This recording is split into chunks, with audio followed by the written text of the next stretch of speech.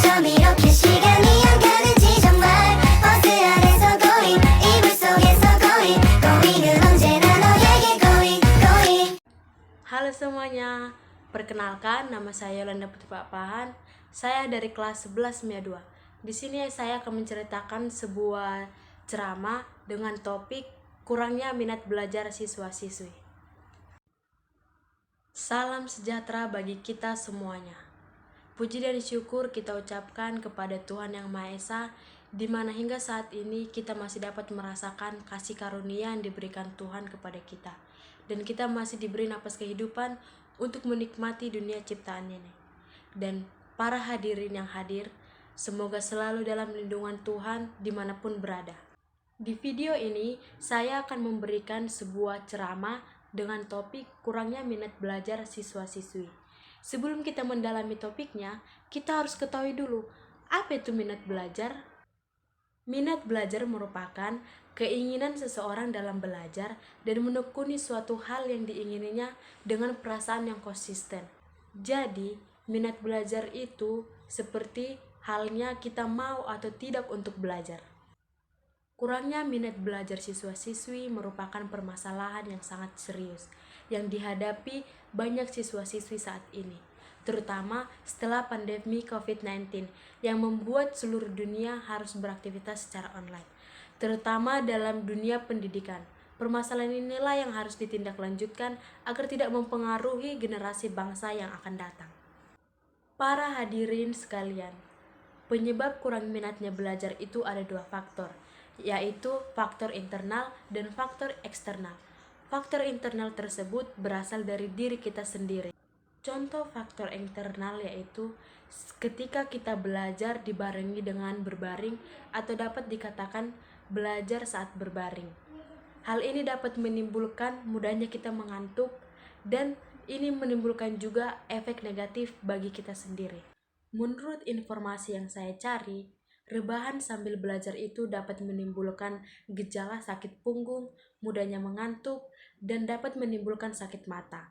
Kebiasaan lainnya yang dapat mengurangi kurangnya minat belajar siswa-siswi, yaitu siswa-siswi tidak pandai dalam mengelola waktunya, terutama pada teknologi saat ini yang sudah sangat maju, yaitu contohnya seperti handphone.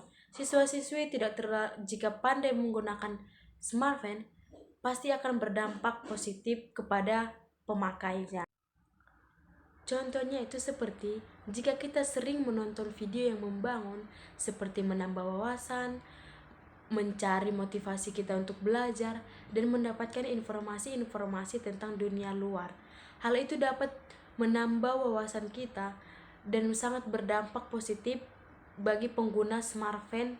Tapi jika sebaliknya, kita menggunakan smartphone dan akan berdampak negatif bagi kita. Contohnya itu seperti kita terlalu banyak bermain game, kita tidak terlalu dapat mengelola waktu kita dan menghabiskan waktu kita dengan media sosial lainnya. Hal itu dapat menyebabkan kita menjadi malas. Selanjutnya, faktor yang dapat menyebabkan kurangnya minat belajar siswa-siswi yaitu faktor eksternal. Faktor eksternal itu berasal dari lingkungan belajarnya atau lingkungan sekitarnya.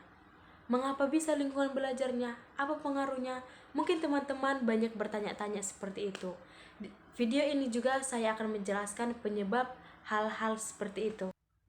Alasannya adalah lingkungan belajar sangat berpengaruh terhadap lingkungan pembelajaran di sekitar kita. Jika lingkungan belajar kita aman dan efektif, akan mendorong kita untuk selalu rajin, konsentrasi, dan menumbuhkan minat belajar kita untuk belajar. Begitu juga sebaliknya, jika lingkungan belajar kita sangat ribut atau tidak nyaman, mungkin itu akan dapat mengurangi minat belajar kita, dan itu akan mengurangi konsentrasi kita dalam belajar. Hal tersebut itu akan membuat kita semakin malas dalam belajar, dan hal itu akan membuat kita menjadi seorang pemalas. Para hadirin semuanya, kurangnya minat belajar siswa-siswi merupakan dampak jangka panjang atau dapat dikatakan dampak yang sangat serius yang akan berkelanjutan dari generasi ke generasi bangsa yang akan datang. Hal ini disebabkan ketidaktertarikan siswa-siswi dalam belajar. Oleh karena itu, agar generasi bangsa kita tidak terperosok ke dalam kurangnya minat belajar, baiklah kita meningkatkan kualitas kita dalam belajar.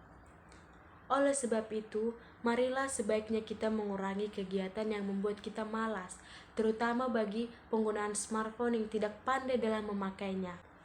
Dan yang paling utama yaitu kita harus memiliki motivasi kita dalam belajar agar hal itu dapat meningkatkan kualitas kita untuk selalu penasaran dalam belajar dan juga menumbuhkan semangat untuk kita belajar.